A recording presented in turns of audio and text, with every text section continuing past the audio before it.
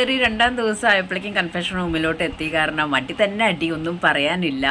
Actually എനിക്ക് തോന്നുന്നു ഇന്നലെ അഭിഷേക് കെ എന്ന് പറയുന്ന സംഭവത്തിന് അഭിഷേക് ശ്രീകുമാറും അഭിഷേക് ജയദേവും തമ്മിൽ നല്ല ഫൈറ്റാണ്. ഇവർ ബിഗ് ബോസ് അറിഞ്ഞുകൊണ്ട് തന്നെ കളിച്ച കളിയാണ് ഈ പുള്ളി അകത്തോട്ട് കയറ്റി വിട്ടത്, നല്ലൊരു ഒപ്പോണൻറ്റിനെ സെലക്ട് ചെയ്ത് കയറ്റി വിട്ടതെന്ന് എനിക്ക് തോന്നുന്നു. കാരണം എന്ന് വെച്ചാൽ ഇന്നലത്തെ ആ ടോക്കും കമ്മ്യൂണിറ്റി അടച്ച് ആക്ഷേപിച്ചതും അഭിഷേക് ശ്രീകുമാർ പറയാൻ കാരണം അഭിഷേക് ജയദേവ് കൊറിയ മല്ലുവിനെതിരെ കൊടുത്ത ഈ സ്റ്റേറ്റ്മെൻറ്റിൻ്റെ ഭാഗമായിട്ടാണെന്ന് തോന്നുന്നു. അങ്ങനെയാകുമ്പോൾ നമുക്കൊന്നും പറയാൻ പറ്റത്തില്ല.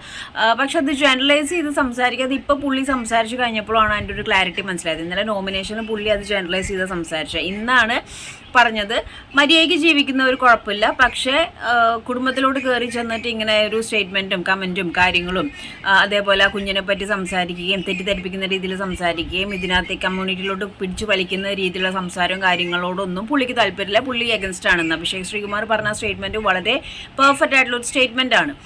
അപ്പോൾ പൊതുവേ ബിഗ് ബോസിൽ ഉള്ള ഒരു റൂൾ എന്താണെന്ന് വെച്ചാൽ കാസ്റ്റ് സെൻസിറ്റീവ് ആയിട്ടുള്ള ടോപ്പിക്സ് LGBTQ സംഭവങ്ങളൊന്നും അങ്ങനെ അധികം തൊടാൻ സമ്മതിക്കാറില്ല. കാരണം ഇതൊക്കെ കുറച്ച് ഫയർ ആയിട്ടുള്ള സംഭവങ്ങളാണ്.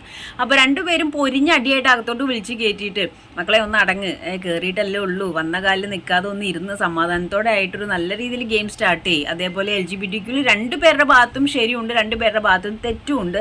അപ്പോൾ അത് പറഞ്ഞു കഴിഞ്ഞാൽ ഇവർ മുന്നേ ഉടക്കുള്ളതുകൊണ്ടും പല കാര്യങ്ങളുള്ളതുകൊണ്ടും like they know each other I think.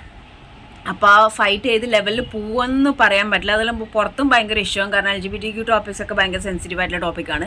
അപ്പോൾ വാർണിംഗ് ഒക്കെ കൊടുത്തതിന് മേലെ വഴക്കുണ്ടാക്കരുതെന്നൊക്കെ പറഞ്ഞ് പോയിട്ടുണ്ട്. എത്ര നേരത്തേക്കാണെന്ന് അറിയാൻ പാടില്ല. കാരണം ഇവർക്ക് രണ്ടു പേർക്കും എല്ലാം അങ്ങോട്ടും ഇങ്ങോട്ടും അടിക്കാൻ പറ്റുന്ന ഒരു സംഭവമാണ് LGBTQ. അത് നിർത്തിയിട്ട് നല്ല നല്ല മെസ്സേജസ് കൊടുക്കുക. ഇതേപോലെ ഇപ്പോൾ ഒരു മെസ്സേജ് കൊടുക്കുക, LGBTQയിൽ ഇങ്ങനെ മിസ്യൂസ് ചെയ്യുന്നവരും ഇങ്ങനെ പ്രശ്നം ഉണ്ടാക്കുന്നവർക്കെതിരെ ആക്ഷൻ എടുക്കുന്ന രീതിയിൽ സംസാരിക്കുകയും അക്സെപ്റ്റ് ചെയ്യേണ്ട കാര്യങ്ങൾ അക്സെപ്റ്റ് ചെയ്യുന്ന രീതിയിൽ ഇവർ തമ്മിൽ സംസാരിച്ച് ക്ലിയർ ഓഫ് ചെയ്യുന്ന രീതിയിൽ പോവാം. അതല്ലാതെ അങ്ങോട്ടും ഇങ്ങോട്ടും നല്ല ഫൈറ്റായിട്ട് നല്ല പേഴ്സണൽ ഗ്രഡ്ജ് വെച്ചിട്ടാണ് പോകുന്നത്. അഭിഷേക് ശ്രീകുമാർ എന്ന് പറയുന്ന വ്യക്തി ഉള്ളത് മൊത്തമൊക്കെ പറയുന്ന ഒരാളാണ്, കാരണം നല്ല ചൊറിയുള്ള കൂട്ടത്തിലാണ്. അപ്പോൾ എനിക്ക് തോന്നുന്നു ഇന്നലത്തെ ആ K4 ടോക്ക് വന്നത് ഇവൻ ഓൾറെഡി ഇതിനോട് ഗ്രഡ്ജ് ഉള്ളതുകൊണ്ടും കമ്മ്യൂണിറ്റി ആക്ഷേപിച്ചത് അഭിഷേക് ജയദേവിൻ്റെ കയ്യിലിരിപ്പിൻ്റെ ഭാഗമായിട്ടാണ്. പക്ഷേ അത് എല്ലാവരും അങ്ങനെയല്ല, നന്നായിട്ട് ജീവിക്കുന്നവരുണ്ട്.